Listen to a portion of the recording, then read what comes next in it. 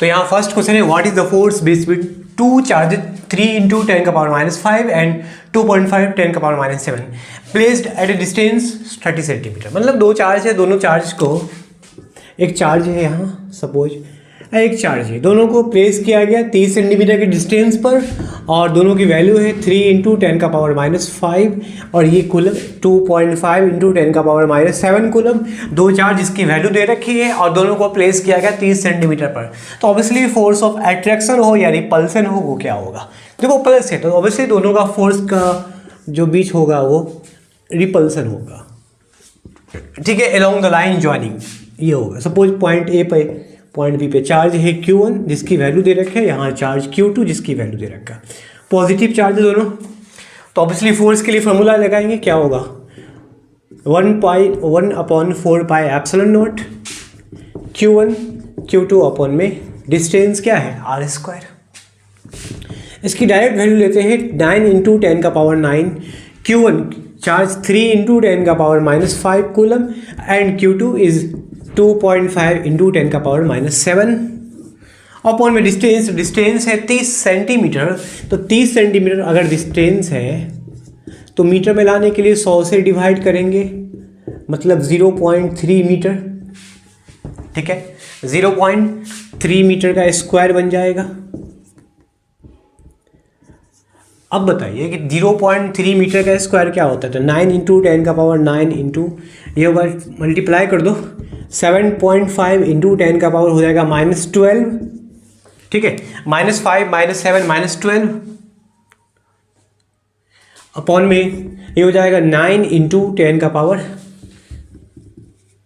Square करना है ना, तो 9 इंटू 10 का स्क्वायर 100, 10 का पावर -2, 10 का पावर -2 हो जाएगा, स्क्वायर करेंगे तो, ठीक है, यहाँ से आया 3 का स्क्वायर 9, 10 का स्क्वायर 100, 9/10, 9 इंटू 10 का पावर -2, तो 9 से 9 कैंसिल आउट हो गया, 7.5 बचा, यहाँ 10 का पावर +9, 10 का पावर -12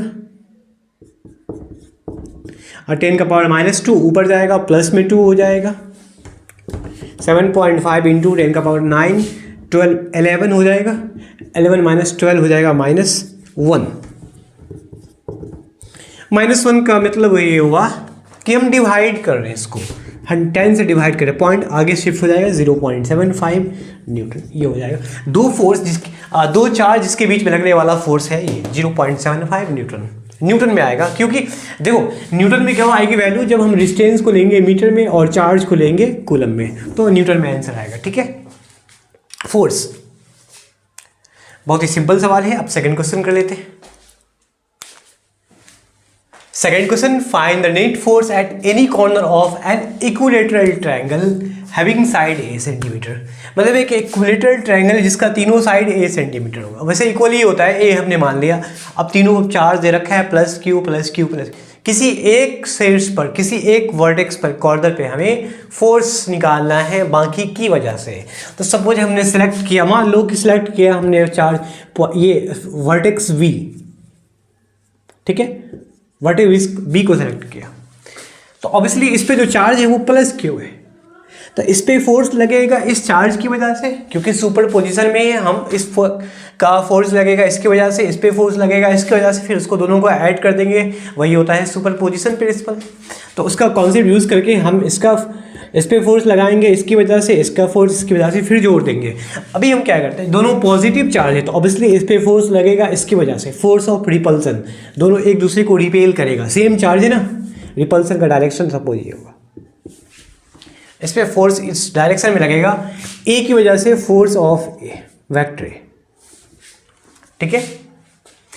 इस पे फोर्स लगेगा इस +q, इस पे ऑब्वियसली इस डायरेक्शन में लगेगा, रिपल्सन होगा, है ना, सेम चार्ज है इसलिए ये दूर भागेगा, ये निकालना है। इस पे फोर्स निकालना है इसकी वजह से और इसकी वजह से। चलो बारी बारी से निकाल लेते हैं। पहले फोर्स ऑफ ए क्या होगा, फोर्स ए ऑन बी, है ना, फोर्स क्यू, जो फोर्स क्यू है इस पे फोर्स लगेगा जो शीर्ष वर्टेक्स बी पर ए की वजह से K into Q Q upon value R square. Distance क्या है इसका, ए स्क्वायर, डिस्टेंस होगा इसका ए स्क्वायर, ठीक है। ए डिस्टेंस के बीच में दोनों को प्लेस किया गया, प्लस क्यू, ये हो जाएगा के क्यू स्क्वायर अपॉन में क्या, ए स्क्वायर। अब इस पे फोर्स लगाना इस चार्ज पर, इसकी वजह से सेम मैग्नीट्यूड होगा क्योंकि प्लस क्यू होगा। Force of B on, force of C on B है ना, ये सी का फोर्स होगा। क्या होगा, के दोनों चार्ज है Q1 Q2 सेम है, क्यू डिस्टेंस ए स्क्वायर होगा, है ना। दोनों के बीच का डिस्टेंस आर होता है तो आर स्क्वायर, ए है तो ए square, K Q square upon में क्या, ए स्क्वायर। मतलब ये हुआ कि इसका फोर्स इस पे लगा है ये मैग्नीट्यूड का, ये इस पे फोर्स लगा है इसका, ये इतना। अब याद करें कि दोनों का डायरेक्शन ये हुआ, तो इस चार्ज पर फोर्स लग रहा है एक डायरेक्शन में, इसकी वजह से फोर्स लग रहा है इस डायरेक्शन में। तो ऑब्वियसली सुपरपोजिशन रूल कहता है कि ऑब्वियसली दोनों का वेक्टर सम करेंगे, तो यहाँ वेक्टर सम जो होगा ऑब्वियसली रिजल्टेंट बताएगा, दोनों का वेक्टर सम दोनों का रिजल्टेंट बताएगा, ठीक है।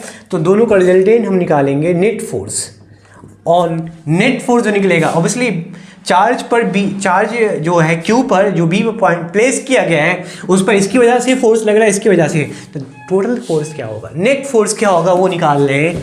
फॉर्मूला आपको पता है नेट फोर्स का, एफ स्क्वायर F1 स्क्वायर मतलब F A square plus F B square plus 2FA FB cos theta. Theta क्या, ऑब्वियसली ये एंगल हो गया थीटा, ठीक है। तो इसके बीच में एंगल ये थीटा हो जाएगा जो कि होगा 60 डिग्री, 60 डिग्री के इक्वल होगा, एंगल 60 डिग्री के इक्वल होगा, तो यहाँ 60 का यूज़ कर सकते हैं। हाँ, तो मैग्नीट्यूड देख के लग रहा है कि दोनों का मैग्नीट्यूड सेम है, तो एफ ए एफ सी दोनों बराबर है, सी है ना sorry, F A F C दोनों बराबर दिख रहा है। मैग्नीट्यूड होगा के क्यू स्क्वायर अपॉन में ए स्क्वायर, उसका होल स्क्वायर बन जाएगा, के क्यू स्क्वायर अपॉन में सी ए स्क्वायर का होल स्क्वायर बन जाएगा, plus 2 K Q square upon A square, K Q square upon A square cos 61 upon 2 that will be cancel, 2 से 2 ये भी स्क्वायर हो जाएगा, K Q square upon A square का whole square बन जाएगा दोनों मिलकर, ठीक है। देखिए के Q square upon A square का होल स्क्वायर, यहाँ भी होल स्क्वायर, ये भी होल स्क्वायर, तो 3 टाइम्स से मतलब तीनों को गुना, ये तीनों को ऐड करेंगे, के Q square upon A square का होल स्क्वायर। अब देखिए रूट, चूंकि स्क्वायर से रूट कैंसिल होगा तो ये जो टर्म है √3 अंदर ही रहेगा, इनटू के Q square upon A square, ये हो जाएगा। मतलब ये हुआ नेट फोर्स ऑन चार्ज भी, है ना। हम यहाँ लिख लेते हैं नेट फोर्स ऑन चार्ज भी इज इक्वल टू √3 इंटू के Q square upon A square, ये हो जाएगा फार्मूला न्यूटन में। यहाँ हमने चार्ज का मैग्नीट्यूड नहीं लिया था, सिर्फ चार्ज लिया है और डिस्टेंस ए लिया है।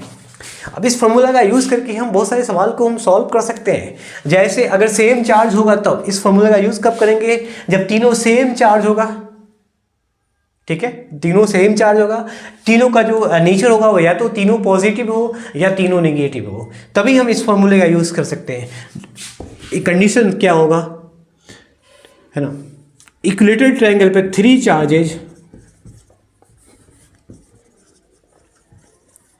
आर सेम, तीनों चार्ज सेम होगा इन मैग्नीट्यूड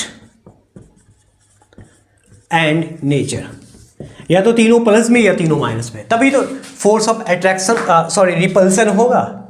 अगर एक पॉजिटिव एक निगेटिव तो ऑब्वियसली डायरेक्शन चेंज होगा, डायरेक्शन चेंज हो जाएगा फोर्स का डायरेक्शन चेंज होगा, तो ऑब्वियसली एंगल जो होगा कॉस थीटा वो चेंज हो सकता है मे बी। जैसे कुछ प्लस लेंगे कुछ माइनस लेंगे, ऐसे कुछ बिगड़ जाएगा। सपोज -q है, -q फोर्स ऑफ रिपल्सन होगा, डायरेक्शन तो ये होगा ना, नेट फोर्स के निकालेंगे, इसी फॉर्मूले से हमारा ये आंसर आएगा, ठीक है। ठीक है, इसका यूज़ करेंगे।